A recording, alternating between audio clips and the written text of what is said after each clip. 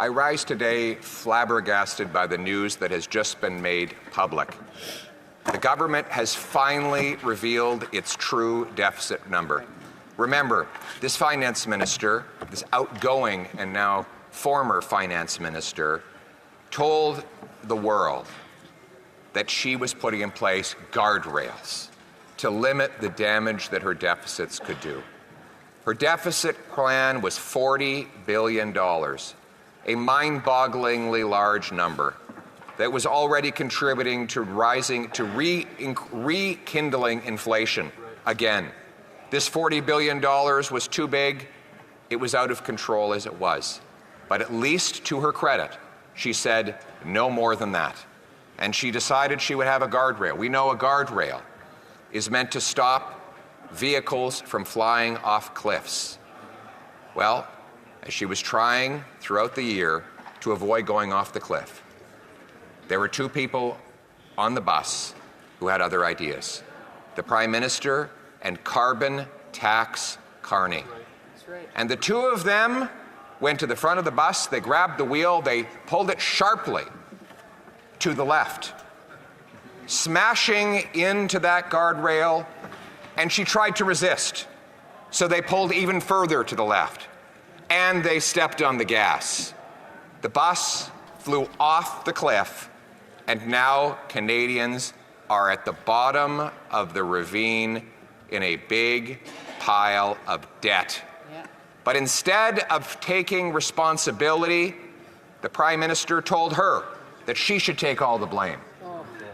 That when the ambulances and the police cruisers arrived and the fire department, that she take the blame for running the bus off the cliff, and that carbon tax Carney and the Prime Minister could innocently sit back, and that the Prime Minister could then put carbon tax Carney in charge of driving the next bus.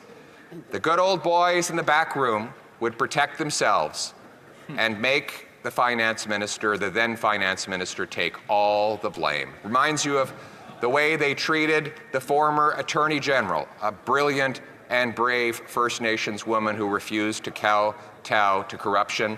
It reminds us of the way they treated Jane Philpott and so many other brave women who have dared question this self-described feminist Prime Minister, some feminist indeed, throwing the bus off the cliff and throwing women under the bus.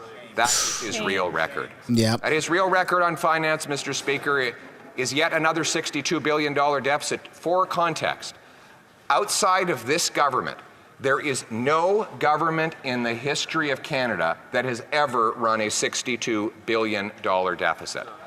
Not even in the 90s when the Wall Street Journal said that we were a third world basket case. Not even during the massive global economic crisis did the deficit come anywhere close to that. And here we are, with the global economy growing, with the American economy booming in stable times.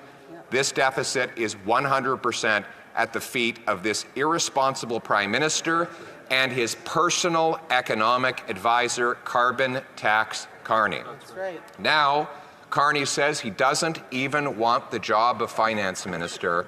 He doesn't even want to try and drive the crashed out bus after he helped run it off the cliff.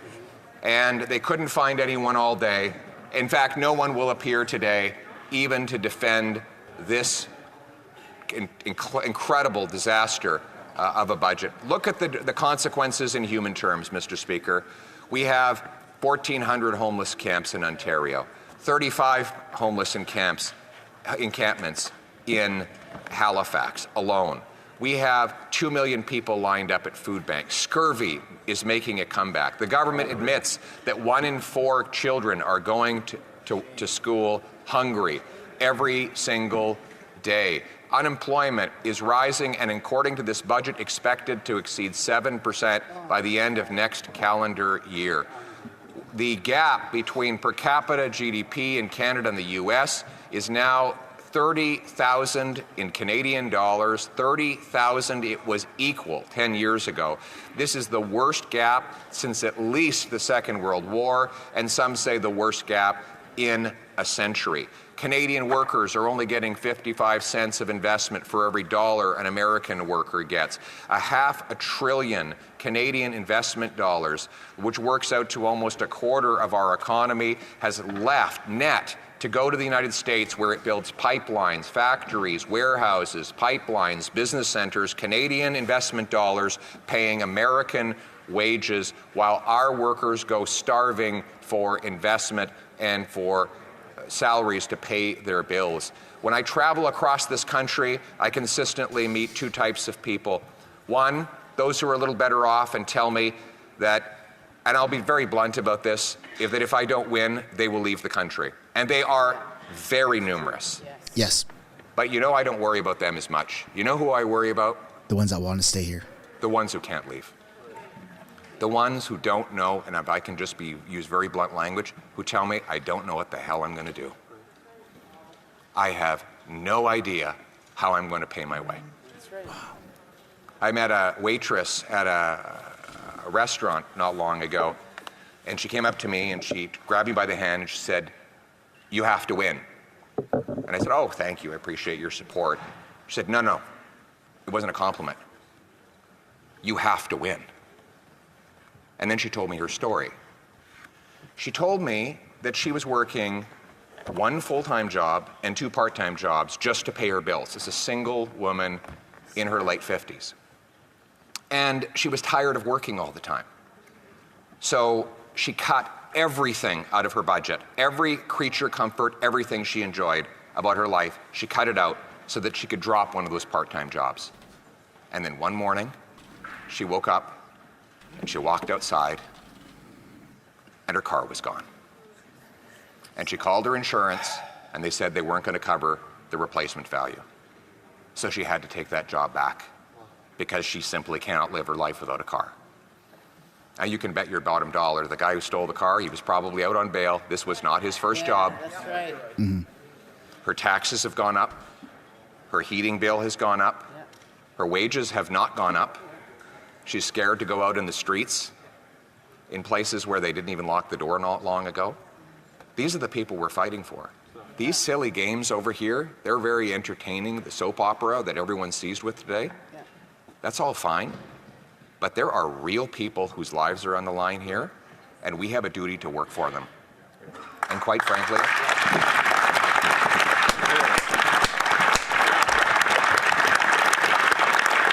Man, this guy is a natural born leader. this woman doesn't see me as any, or any of us as any kind of savior. They see us all as a last hope. In fact, she doesn't want to be saved. She just wants her life back. Yeah, exactly. She was taking care of herself just fine before her tax, her heat, her grocery bill went through the roof and her car went missing. She was doing just fine. She was doing everything right. Met another guy at the Labrat Brewery a few days ago, and you can watch the video of me talking with him. He walked up to me and he said, "I have 3 jobs and I can't make it. We're renting. We have no hope. We've given up on ever owning a home. We're renting. We can barely make it." And he said to me, "I feel ashamed when I talk to my kids because they ask me why I'm never around and why we can never have a house. And I feel like a failure." But he didn't fail. He has been failed. That's right. He has been robbed Yeah. of the promise of Canada. It was a very simple promise that if you worked hard, you got a good life. Now, it wasn't fancy or extravagant, but you got a house with a yard where you could have kids playing safely. And you could have a nice dog that you could afford to feed along with the kids. And your kids could play safely in the streets. That was the promise. Now, politicians break promises all the time. But you know what was bad about this promise? This promise didn't belong to this prime minister. It wasn't his promise to break. It belonged to all of us. And our purpose is to bring home that promise for that young man, that young father, and that older female worker so that they can once again take back control of their lives, live in a safe country where their hard work earns them a good wage, where their rent and their food is affordable, and where when they go to bed at night, They know that they will be safe throughout their sleep and that they will have their car in their driveway in the morning. A country where people are proud again to fly the flag, where they know the government is a servant and not a master, where they understand that every day the Commons, this place, works for the common people, not for the ego of one man desperate to cling on to his job. We must remember that we are servants in this place. We have a job to do on behalf of the people who sent us here. Our personal dramas are not important. The dramas that should seize all of our concern and imagination are the daily dramas of the working women and men that build this country. We are in it for them. We're going to give them back control of their lives in the freest country on earth, Canada. Let's bring it home. There it is. There's the fucking leader Canada deserves. Holy shit. Put some W's down in the chat for him, man. Pierre Poilievre shows up when Trudeau goes AWOL. Good job, man.